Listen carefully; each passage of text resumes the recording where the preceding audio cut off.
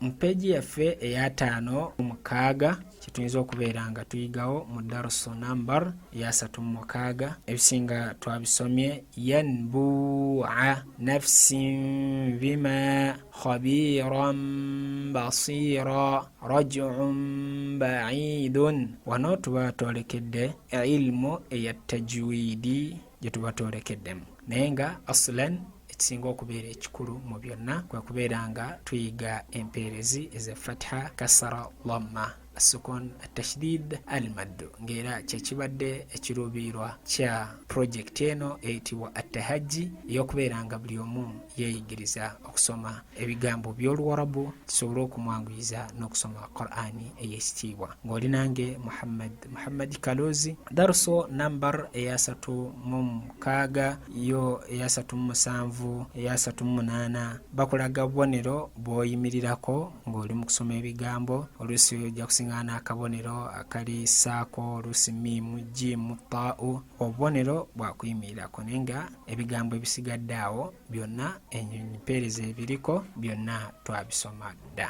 ku peegi yaffe eyo yennyini eya 57. Waliwo obubonero obukulaga okuba nga oyimirira byonna twabisoma. Ibadihil ulamau raqiban n'oyimirira segerekese bwetyo wetambula abatugoberera mujja kubanga mutusomeramu mu peegi ezo ne ku peegi eya 58 mujja kubeera nga mutusomeramu insha Allah biidhnillahi ta'ala. Awo nno kijja kubeera nga kyetusanyusa nnyo n'okubeera nga tubeera n'essuubi nti ekigendererwa kya programu eno kisobodde okubeera nga kituuka ku bannannyini kyo biidhnillahi ta'ala. Ne ku peegi eya 59 nawo bakuleetera ku aya ezimu eziri mu Qur'an osobole okubeera nga nazo owejjesaamuko insha Allah biidhnillahi ta'ala oyige okubeera nga ozisoma.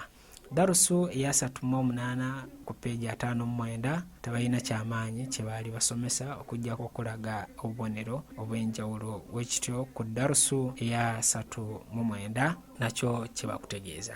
Darusu eya 4 yo kulaga muyasamna al-Qur'an al-Karim ekikulu ennyo bakuleetedde wano kuzimu ku aya za Qur'ani ey'ekitiibwa omuli surati Al-Imran, Maida, An'am, Tawba, Hud, Ra'di ne Kahfi, Furqan, Naml. Ku peegi yaffe eya 61 mulimu ahkami namazi wano woyigira essola dhuhuri, fajiri, dhuhuri, asri, maghribi, isha, juma ebiseera byazo ne raaka olina okuba nga ozisaalira. Peegi yaffe eya 62 bakuleetedde ebigambo byolina okuba nga oddiŋŋana okubeera nga obyogera ng'era bigambo bitukuvu nnyo nga byebiriwa mwemuli ekigambo kya la ilaha illa allahu muhammadu rasulullah. Tewali kyesinzibwa mu butuufu okujjako Allah ne Nabbi Muhammad sallallahu alaihi wasallam mubaka wa Allah. Newakuleetera n'ekigambo ekya shahada ekigamba nti ashhadu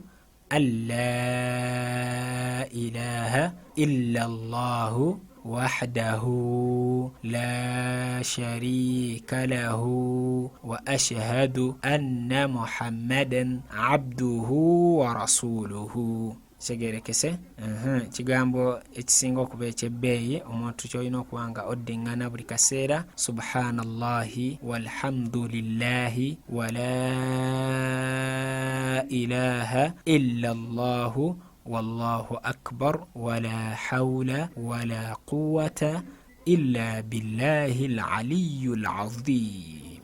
Ebigambo ebiri awo ebisinga twabisomyeko ennyukuta n'empeerezi. 563 peegi yaffe eyo era nayo etulaga ebigambo ebikulu ebya tawhid ebyokwawula Allah. Bigamba bitya? La ilaha illa allahu wahdahu la sharika lahu lahul mulku wa lahul hamdu yuhyi wa yumitu biyadihil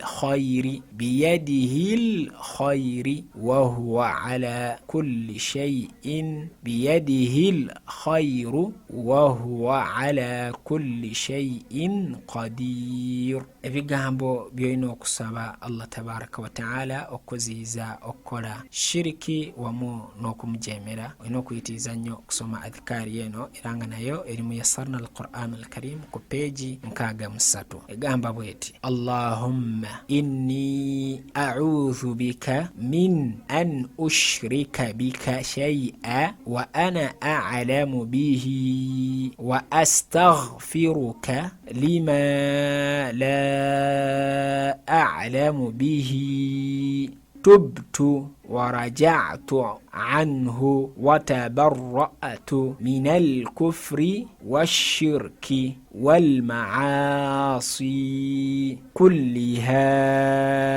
وأسلمت وآمنت وأقول لا إله إلا الله محمد رسول الله. PGF ye nkaga monya. Ebigambo bino byabukkiriza era nga wansaanidde okubimanya nga byebikomekereza ku peegi yaffe esemberayo ddala ya Yassarna al-Qur'an al-Karim. Amantu billahi kama huwa bi asma'ihi wa sifatihi wa qabiltu jami'u ahkamihi.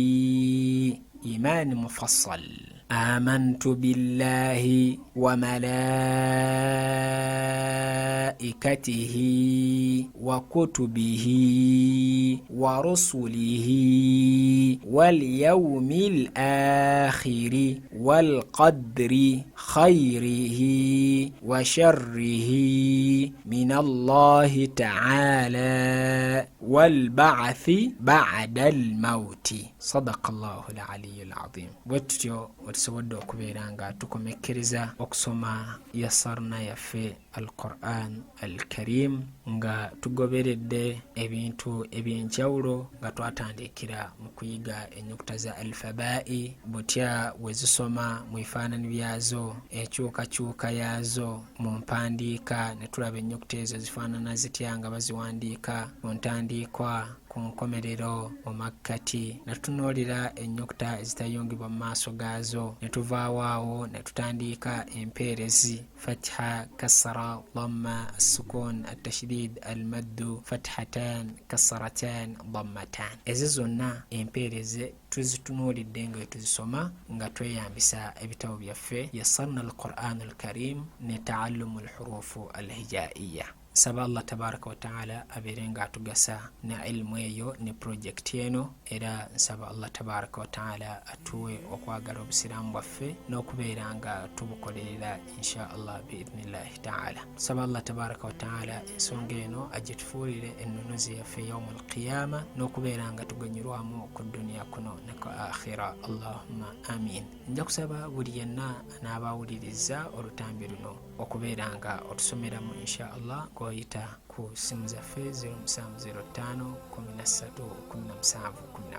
Sobola okubeera nga tukuwuliriza insha Allah biidhnillahi taala, tomanya kiki kye tuyinza okubeera nga tukongerako insha Allah. Nsigadde nze Muhammad Kalozi nga nze director wa The Holy Quran Society wamu ne project eyitibwa The Holy Quran Center Islamic Holiday Program and Quran Memorization Program eyagendererwa okubeera nga tusomesa abaana b'obusiraamu abatasomera mu masomero g'obusiraamu. Tusaba Allah tabaraka wa taala asasule buli yenna afaayo ennyo okulaba nti programu eno egenda mu maaso okubeera nga etambula mu bitundu ebyenjawulo n'okugiyimirizaawo. Tusaba Allah tabaraka wa taala abasiime. Wa barakallahu fikum wa jazakumullahu khair. Tusinkane omulundi omulala mu project endala gye tunaaba tukoze. Sigadde nze Muhammad Kalozi. Wassalamu alaikum wa rahmatullahi wa barakatuh.